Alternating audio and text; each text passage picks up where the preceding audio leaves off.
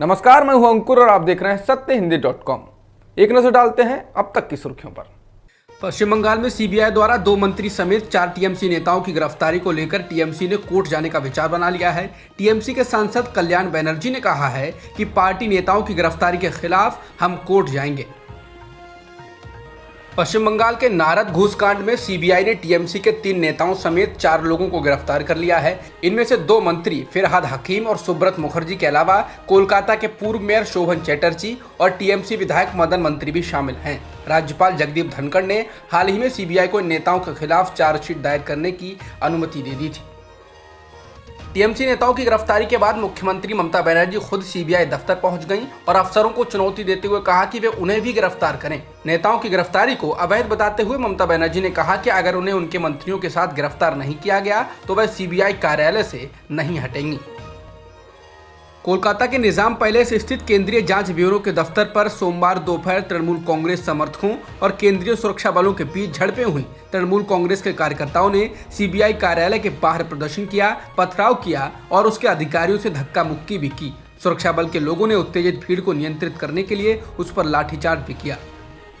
पश्चिम बंगाल में नारद घूस कांड में तृणमूल कांग्रेस के 4 विधायकों की गिरफ्तारी के बाद ये सवाल उठना लाजमी है कि बाकी के 2 विधायकों की गिरफ्तारी क्यों नहीं हो रही है।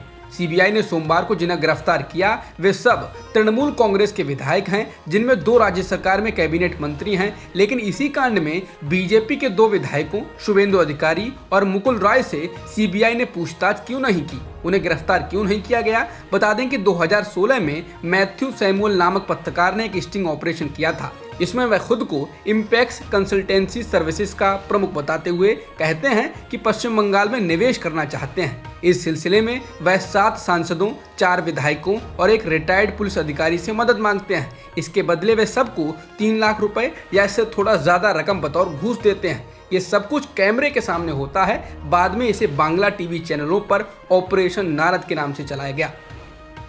राहुल गांधी ने पीएम केयर्स फंड से खरीदे गए वेंटिलेटर्स और पीएम मोदी की तुलना आपस में की है। राहुल ने ट्वीट कर कहा है कि पीएम केयर्स के वेंटिलेटर और स्वयं पीएम में कई समानताएं हैं।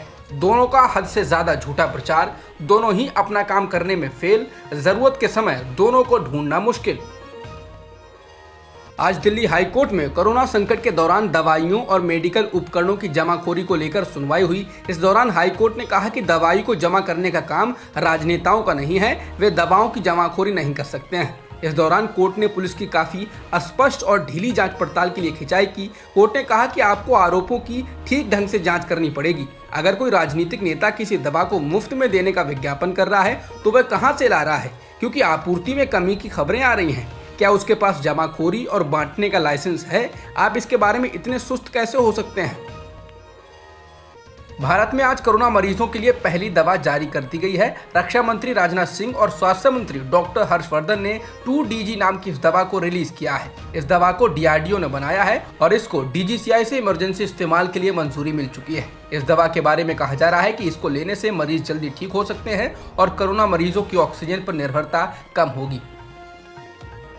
कोरोना वैक्सीन नीति पर प्रधानमंत्री नरेंद्र मोदी की आलोचना वाले पोस्टर का मामला अब सुप्रीम कोर्ट में पहुंच गया है। इन पोस्टरों को चिपकाने वालों के खिलाफ दर्ज की गई दिल्ली पुलिस की FIR को रद्द करने के लिए सुप्रीम कोर्ट में याचिका दाखिल की गई है। इसमें अदालत से अपील की गई है कि अभिव्यक्ति की आज़ादी की रक्षा करते हुए FIR रद्द की जाए। बता दें, इन पोस्टरों के चिपकाने के मामले में पुलिस ने कम से कम 24 लोगों को गिरफ्तार कर लिया है, जिसके बाद कांग्रेस समेत बाकी दलों के नेताओं ने सोशल मीडिया पर मुझे भी गिरफ्तार करो अभियान चलाया।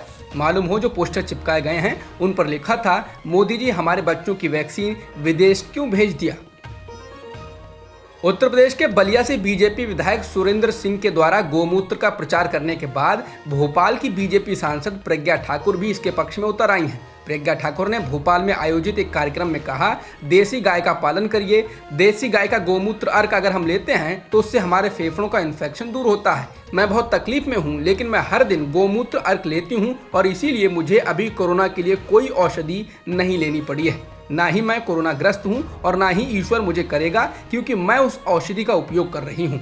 वहीं कुछ लोगों का कहना है कि अगर इन लोगों की बातों पर भरोसा करके गांव का कोई गरीब कमजोर व्यक्ति बीमार होने के बाद भी गोमूत्र के ही भरोसे बैठा रहा तो उसकी जान चली जाएगी। तो ऐसे में उसकी मौत नहीं बल्कि उसे हत्या कहा जाना चाहिए। व्हाट्सएप ने दिल्ली हाईकोर्ट में कहा है कि उसने अपनी नई प्राइवेसी पॉलिसी को स्वीकार करने के लिए यूजर्स के लिए 15 मई की समय सीमा को टाला नहीं है। व्हाट्सएप ने अपने वकील कपिल सिब्बल के जरिए कहा कि वो उपभोक्ताओं से प्राइवेसी पॉलिसी स्वीकार करने के लिए लगातार कह रहा है और अगर वो नहीं करते हैं तो धीरे धीरे उनका अकाउंट डिलीट कर दिया जाएगा। इजराइल और फिलिस्तीन के बीच हिंसक संघर्ष जारी है। इजराइल ने हमास द्वारा जमीन के नीचे बनाए गए टनल्स पर हमले किए हैं। इसके अलावा गाजा पर एयर स्ट्राइक जारी है, तो वहीं हमास की ओर से भी इजराइल के शहरों पर रॉकेट दागे जा रहे हैं। रॉयटर्स के मुताबिक रविवार को इजराइल के हमले में 42 फिलिस्तीनी लोगों की जान चली गई, जिसके बाद अभी तक कुल 197 फिलिस्तीनी लोगों की मौत हो चुकी है, जिसमें 58 बच्चे हैं और 34 महिलाएं शामिल हैं। 10 लोग इजराइल की ओर से भी मारे गए हैं, इनमें 2 बच्चे शामिल हैं। अब तक की खबरों में इतना ही। बाकी खबरों के लिए बने रहिए सत्यहिंदी.com के साथ। सत्य हिंदी का ऐप डाउनलोड करें गूगल प्ले स्टोर पर।